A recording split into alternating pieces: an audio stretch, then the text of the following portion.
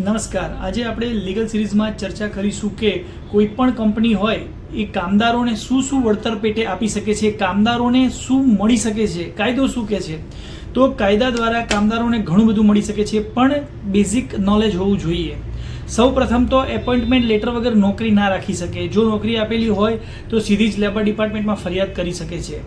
પગાર સ્લીપ આપવી ફરજિયાત છે. પગાર સ્લીપ ના આપે તો પણ ફરિયાદ કરી શકો છો.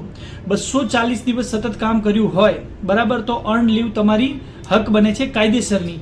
48 કલાક કામ કરેલું હોય તો 1 દિવસની રજા પણ ફરજિયાત છે. કોન્ટ્રાક્ટમાં જે લોકો સેટ થયેલા હોય, કોન્ટ્રાક્ટરે કોઈ પણ વ્યક્તિને રાખેલા હોય 10, 20, 30, 40, તો તે લોકોને સમાન રીતે પીએફ, ESIC અને OTનો સમાન હક છે. તે જ રીતે મહિલા કર્મચારી હોય, મહિલા કામદાર હોય, તે લોકોને રાત્રિ શિફ્ટમાં કામ ન કરાવી શકાય, આવો પણ કાનૂન છે.